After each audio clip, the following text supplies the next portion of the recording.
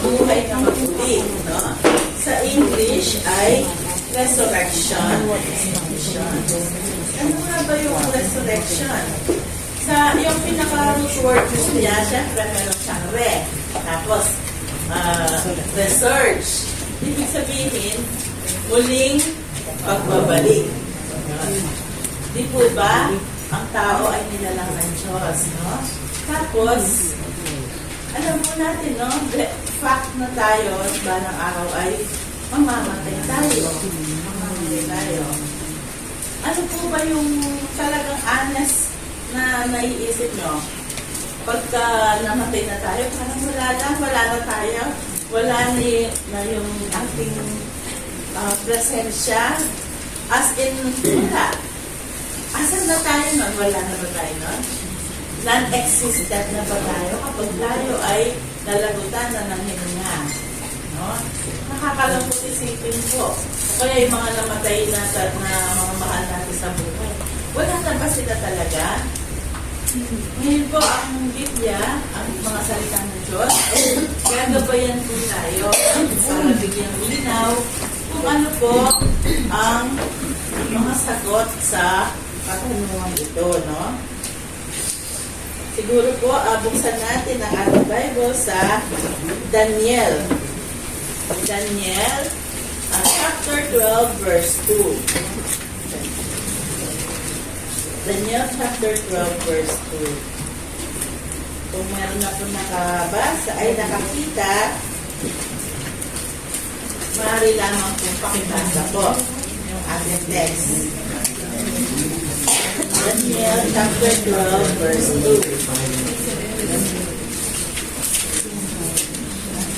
Po, kung meron na po nakakita, pasulo lang po sa akin. Sa ano po yan? Old Testament. Chapter 12, verse 2. Ayan. Verse 2 po. 12, 2. Muling buhay.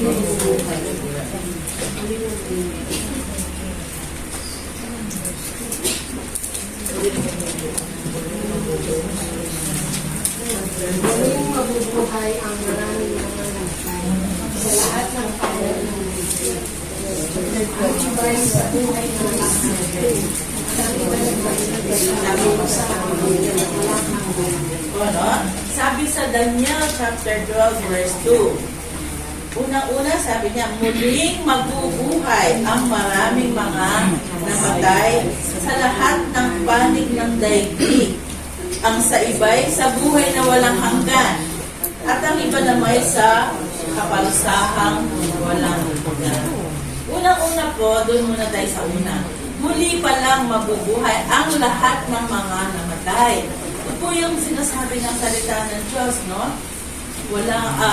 Ito ay sinabi ni Propeta Daniel at hanggang ngayon ito ay katotohanan, muling mabubuhay.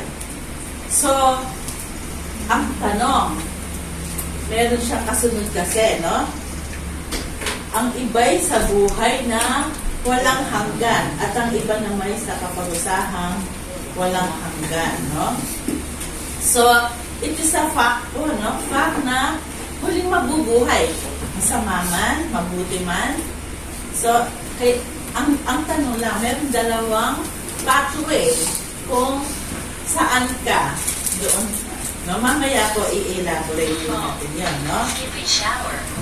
Sa English, sinabi kasi sleeping. Pero yung sleeping in the dust, sabi.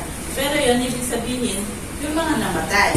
At sila ay muling nabubuhay, shall awake. Tapos, para maging malinaw po na totoong mayroong muling pagpabuhay, basahin po natin sa Psalms, Job pala, Job. Sa Job, 19:25 to 27. Job chapter 19, verse 25 hanggang 27. May nakakita na po. Sige, sister.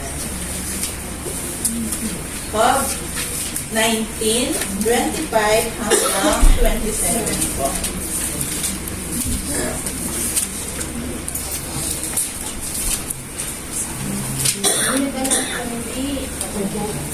Ngunit alam ko hindi natutulog ang aking tagapagligtas na ang magtatanggol sa akin pagdating ng wakas.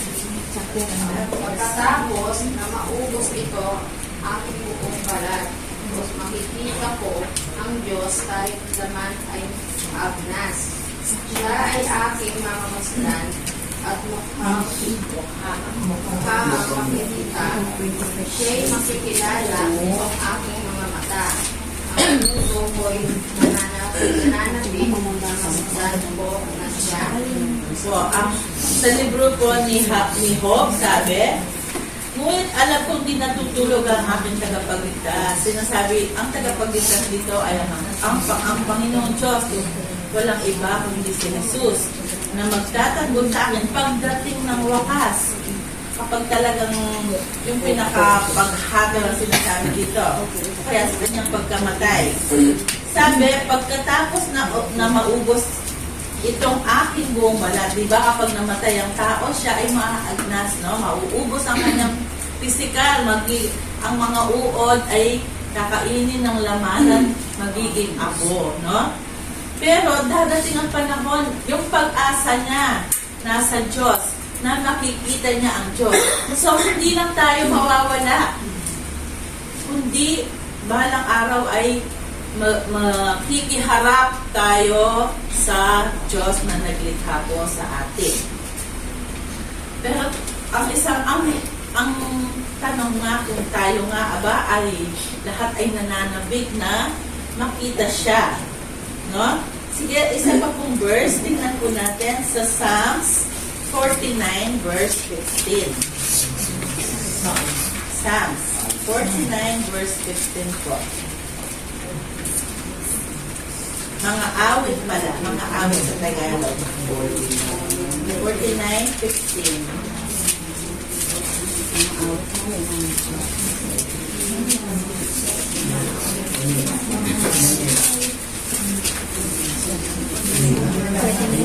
So, ayan, Ngunit ako'y ililigtas, hindi ako pabayaan. Aagarin ako ng Diyos sa kamay ng kamatayan. po, sabi, ako'y ililigtas, sabi niya ng salmista si David. Ililigtas daw siya, hindi siya pababayaan, aagawin siya ng Diyos sa kamay ng kamatayan. Ang ibig sabihin dito yung hindi kamatayan pisikal, hindi yung kamatayan ng kanyang kaluluwa, yung pagkabulit sa kaparusahan, no?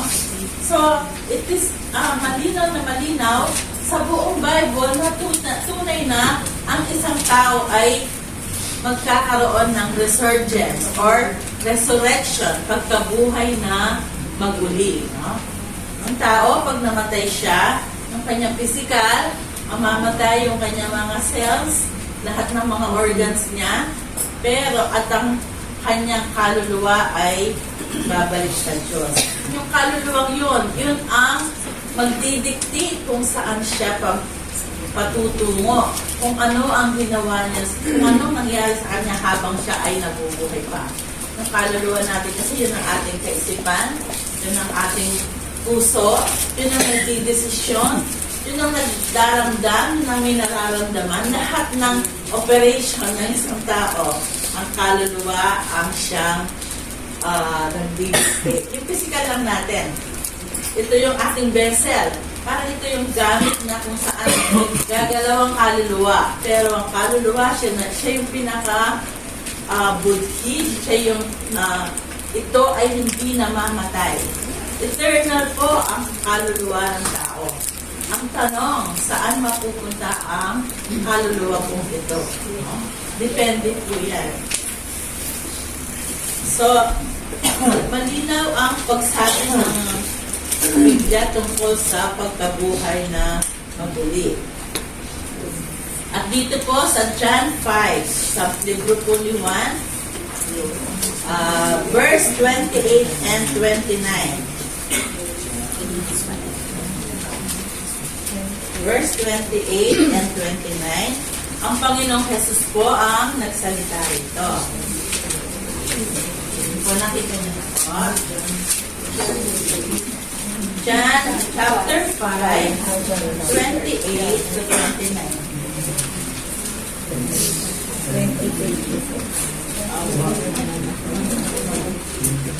John chapter 5, verse 28. Huwag ninyo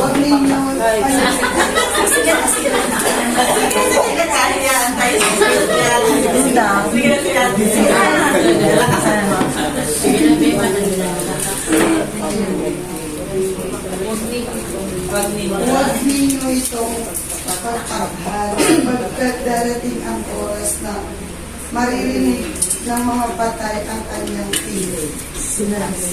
At sila'y babangon. Lahat ng gumawa ng kabutihan ay babangon patungo sa buhay na walang hanggan.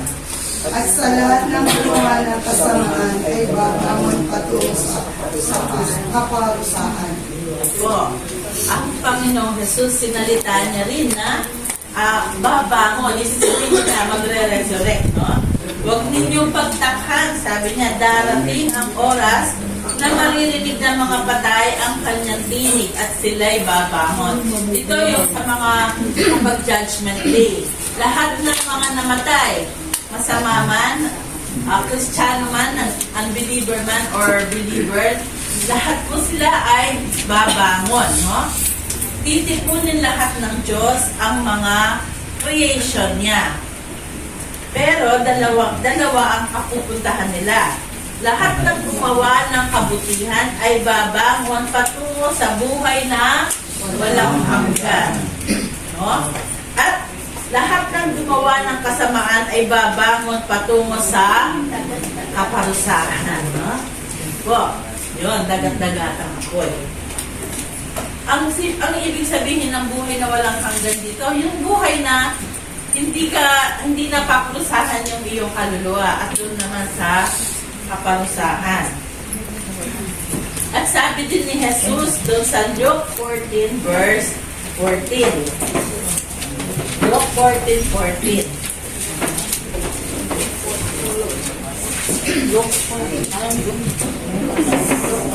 Lucas 14:14.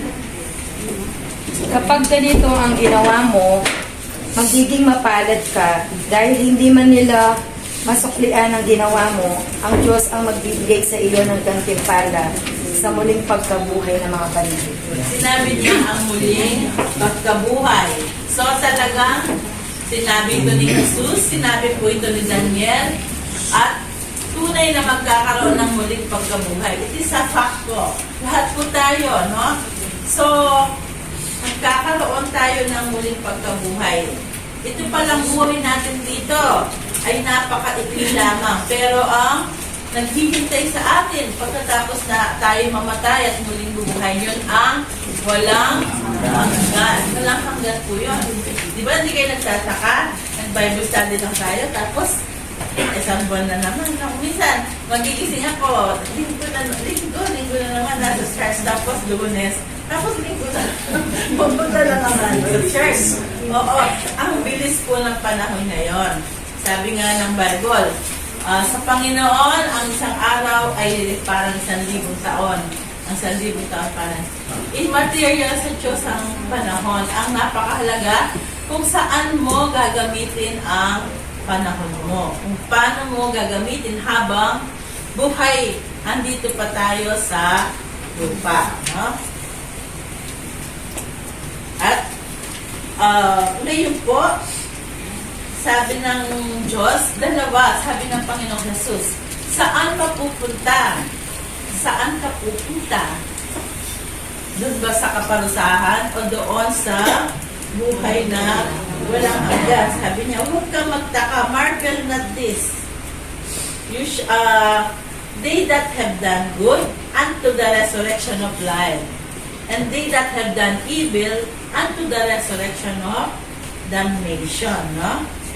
So, depende sa atin po yun. No? Depende sa atin. Dalawa ang pwedeng puntahan po ng isang tao na nilalang po ng Diyos. Special po tayo kasi may kaluluwa tayo. No? Nilalang tayo sa kanyang wangis. At depende yon kung yung ating espiritu ay magkakaroon ng kaugnayan sa kanya, yung ating third part, yung ating spirit na nag-uugnay sa Diyos. Kung wala ka pang tunay na relasyon sa Diyos, patay ang iyong spirit. Yung spirit na nag-uugnay sa atin, sa Panginoong Diyos. At paano tayo niyan? Anong gagawin ng tao para hindi siya mapunta doon sa walang hanggang kaparusahan?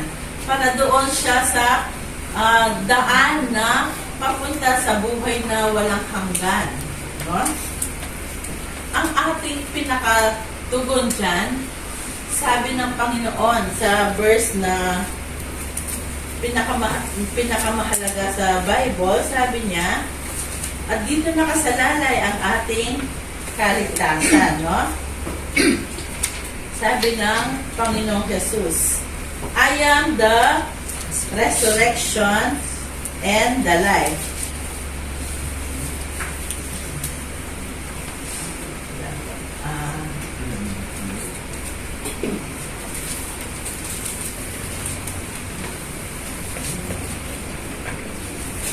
Sa verse, dito po muna sa John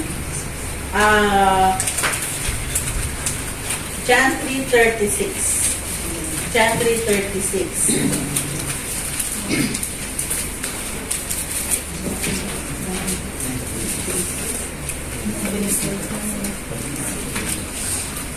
So John 3:36 po. Ang sumasampalataya sa anak ay may buhay na walang hanggan. Ngunit ang hindi sumusunod sa anak ay hindi magkakaroon ng buhay. Sa halip, mananatili sa kanya ang buwan ng Diyos. Opo. Tsaka doon sa John 5:24. John 5 verse 24. Patandaan ninyo, ang nakikinig sa aking salita, sumasampalataya, sa nagsugo sa akin ay may buhay na walang hanggan. Hindi na siya hahatulan, kundi nakatawid na siya sa buhay na walang kamatayan. Yun po, no? Yun ang pinakapag-asa natin. Ano yung pinakapag-asa natin? Ang walang iba kundi ang Panginoong Jesucristo. Kasi sinabi niya, I am the resurrection and the life. No?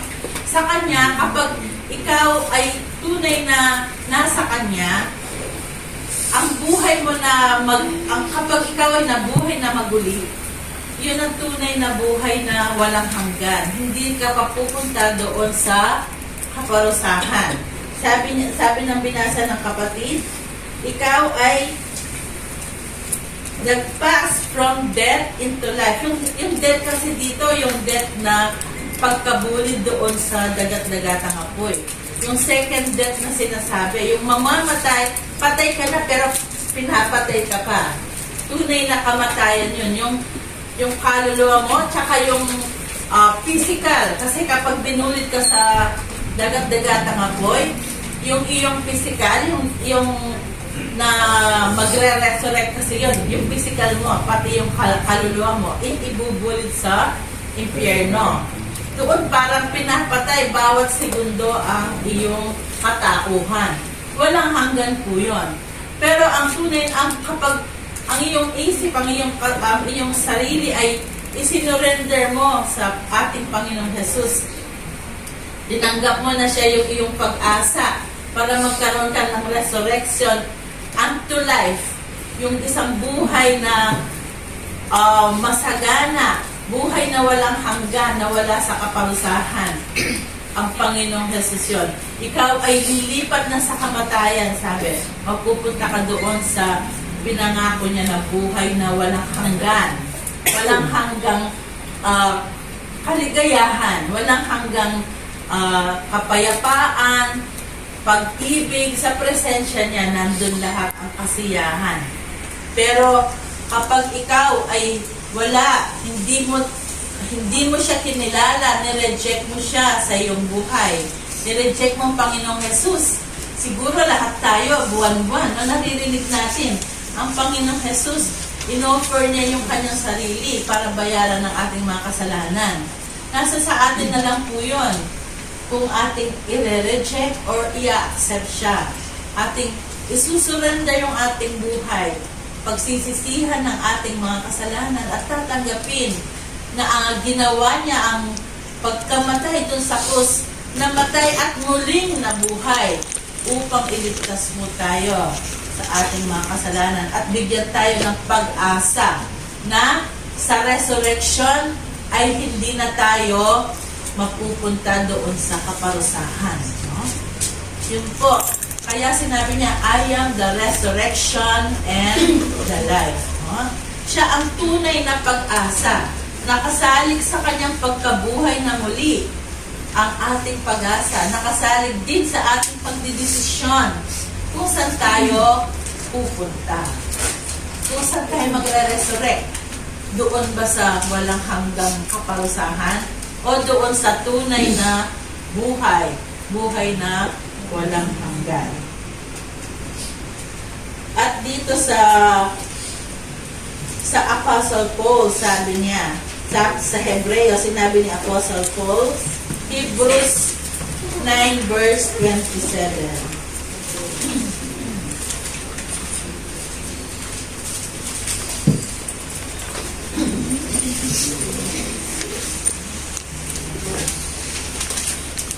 Hebrews 9:27. Darating po talaga na mapapatid ang hininga ng tao.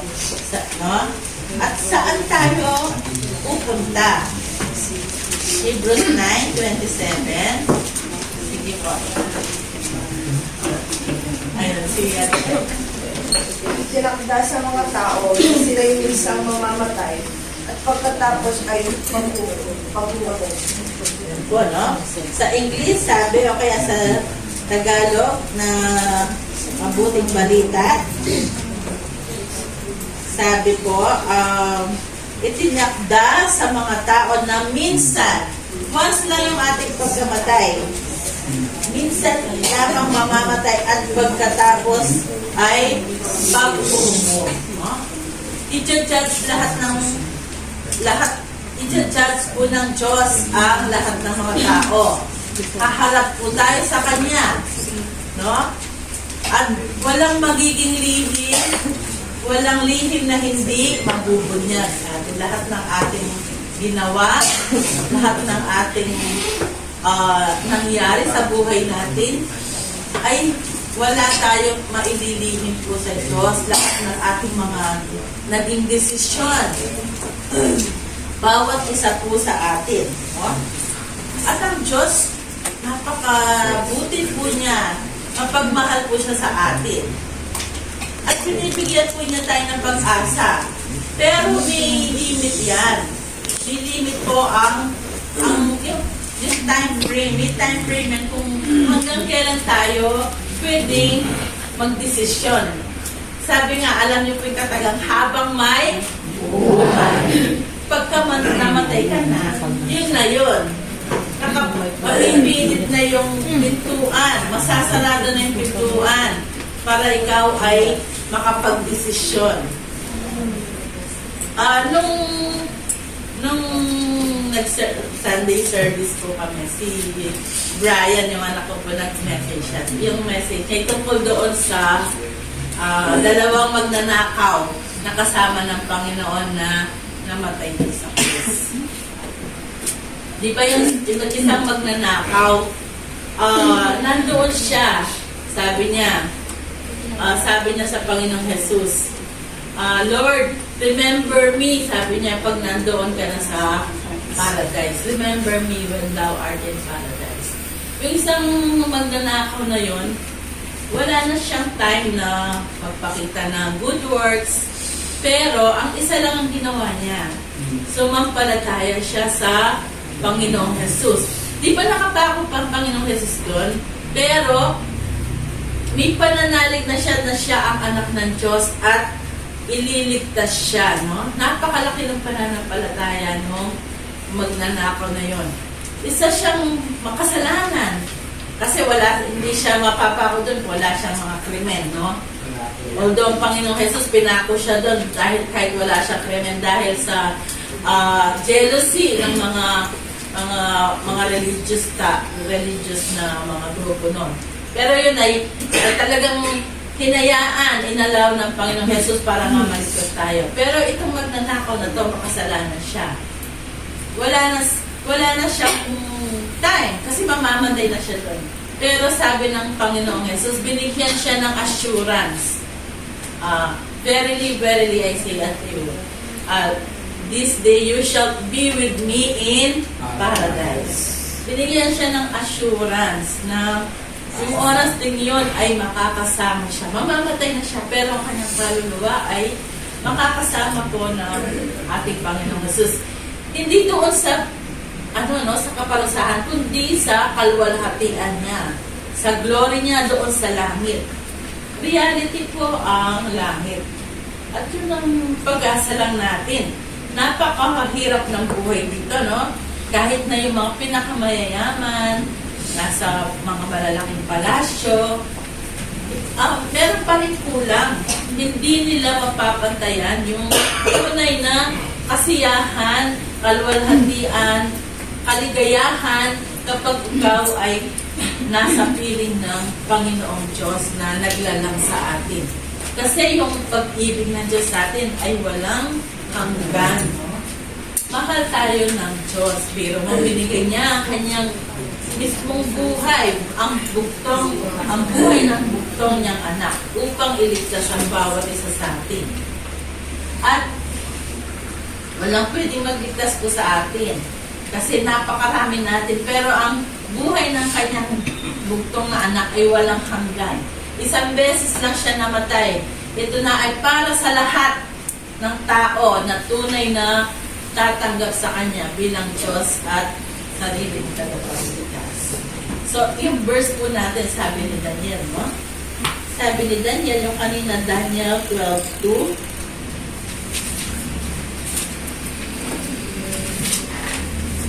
Daniel chapter 12 verse 2.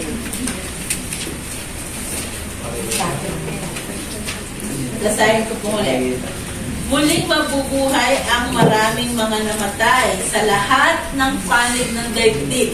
Nasa US ka man, nasa Afghanistan ka man, Pilipinas, Southeast Asia, napakarami ng tao sa mundo ito, no? At lahat ay muling babangon.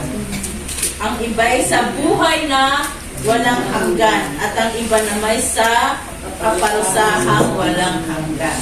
Sige po, ituloy natin sa verse 3, no? Ang marurunong na pinuno ay magniningning na gaya ng liwanag sa langit. At ang mga umaakay sa marami sa pagiging matuwid ay sisikat na parang bituin magpakailanman.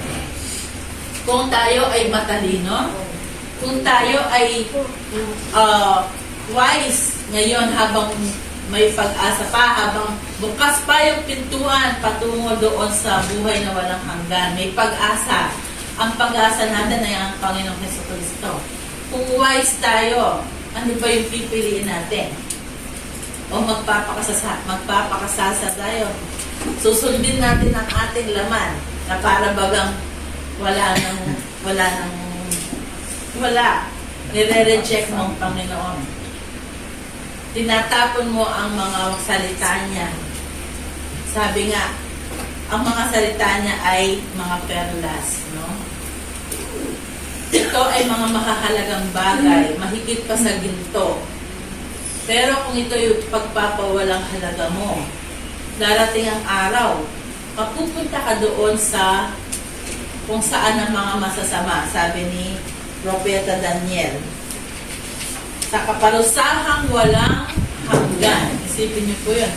Bawat segundo, bawat minuto, manamamatay ka uli. Walang hanggang kamatayan. Second death ang tawag doon. Sabi nga, ng mga, minsan nag-preach sa amin si Brother Wilson. Ang tao ay isang beses ang taong isang beses isinilang, 2 beses siya mamamatay. Tapos, pero ang isang taong 2 beses isinilang, 1 beses lang siya mamamatay. Ano bang ibig sabihin? Diba sinilang po tayo na physical? Minsan CS or natural birth. At ang taong ito, pag lumaki na, magkakaroon siya ng pagdedesisyon. Ngayon, kung nireject mo ang Panginoong Jesus, tinapon mo lang yung mga salita niya, di mo siya tinanggap yung kaligtasang offer niya, ikaw ay 2 beses mamamatay. Mamamatay ka ng physical at magkakaroon ka pa ng second death, yung iyong pagkabulis sa impyerno. No? 2 beses ka mamamatay o libo-libong beses kapag nandun ka na sa kaparusahan. Ngayon po, kung ikaw ay 2 beses sinilang or yun nga, 2 beses ka na-born. Yung una ay yung physical na pagka nung pinanganak ka ng nanay mo. Yung pangalawa, yung pangalawang kapanganakan mo. Yung born again ka dahil tinanggap mo ang Panginoong Jesus bilang Diyos at tagapagligtas. Itong born again na to, hindi yung sasanib ka sa reliyon, no? Itong born again na to, yung pinaniwalaan mo ang mga salita ng Diyos na ang Panginoong Jesus, siya ay pinanganak, namatay at muling nabuhay upang iligtas ka sa iyong mga kasalanan. Pinaniwalaan po natin yon ng buong puso, buong kaluluwa at nagdesisyon tayo na tanggapin ang Panginoong Jesus. Una, admit na ikaw ay makasalanan. Pangalawa, believe in the Lord Jesus Christ na siya ay yung tagapagligtas. At C, confess your sins. No? Commit your way. Commit yourself to the Lord. ABC. Kapag ginawa mo yun, ikaw ay masisilang na muli. Reborn ka. Ikaw ay mag-born again. Hindi reliyon, kundi sa isang relasyon. So, 2 beses ka pinanganak. Ngayon, 1 beses ka na lang mamamatay. Yung iyong physical death, pagkatapos nun ay walang hanggang kaginhawaan. Walang hanggang buhay kapiling ng Panginoong Jesus. Gaya ng sinabi niya doon sa magnanakaw. Namatay na siya, di ba? Hindi na siya nagkaroon ng chance na gumawa ng mabuti, pakita niya na magbago siya. No need yun. Importante yung ating pananampalataya. 1 beses lang namatay. At pagkatapos, siya ay nandoon na sa buhay na walang hanggan. Yun po, nasa atin po habang bukas pa ang pintuan ng pag-asa. Ang pag-asa natin ay nasa Panginoong Jesus. Kapag sarado na yan, ikaw ay wala ng pag-asa. Nasa sa atin po yun, no? Huwag nating itapon ang mga salita ng Diyos o ipagwalang bahala. Di po, nag-meeting tayo, nakakapakinig kayo, hindi lang siguro sa akin, sa mga kaibigan nyo, sa TV, lahat ng media ay pwedeng ma-reach ang bawat isa. Talagang nire-reach po ng Diyos ang lahat ng tao para makakilala sa kanya dahil sabi nga, yung pinaka-famous verse, for God so loved the world, He gave His only Son, whosoever believes in Him should not perish but have everlasting life. Ang resurrection ay totoo, unang-una, totoo tayong magre-resurrect, makasalanan man, believer, unbeliever, lahat ay bubuhayin muli. Pangalawa, 2 ang kapupuntahan nila sa buhay na walang hanggan at sa kaparusahan. Pero, pangatlo, ang ating pag-asa ay nasa Panginoong Jesucristo. Siya ang pwedeng magligtas sa atin sa ating kapupuntahan At pang-apat, nasa sa atin ang desisyon habang bukas pa ang pintuan ng pag-asa para tayo ay mapunta doon sa buhay na nasa sa atin po yun. Ngayon po ay